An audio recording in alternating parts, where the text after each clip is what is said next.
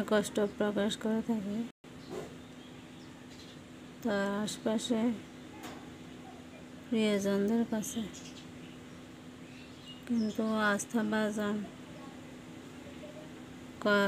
কারো প্রতি হতে পারে না। সে মানুষের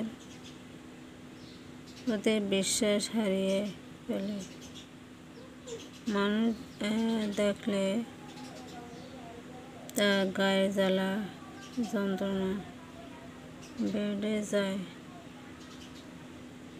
সে প্রতিনিয়ত মানুষ থেকে লুকিয়ে থাকতে চায়, নিজেকে সে গুটিয়ে রাখে। নেতিবাচক চিন্তা সদা সর্বদা তাকে আচ্ছন্ন করে থাকে। প্রাক্তন স্বামীর প্রতি, তার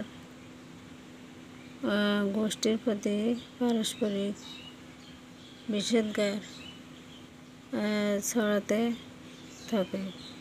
সবসময় শ্বশুরকুলের পক্ষের সব মানুষকে গালিগালাজ করতে থাকে। যদি বা পরবর্তীতে জোরপূর্বক বিবাহ বিচ্ছেদের শিকার নারীর জীবনে ভাগ্য সুপ্রসন্ন হলে ইতিবাচক ঘটনা ঘটে, ভাগ্য পরিবর্তিত হয়, তাহলে সে কিছুটা রক্ষা পায়। জোরপূর্বক বিবাহ বিচ্ছেদের শিকার নারীর বন্ধু বান্ধব কমতে হ্রাস পেতে থাকে।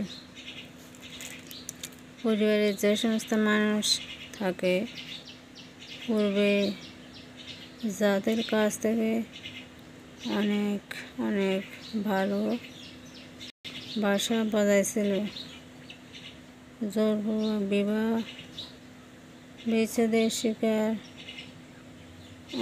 হওয়ার কারণে ওই বোনের প্রতি তাদের ভালোবাসা আর অটুট থাকে না।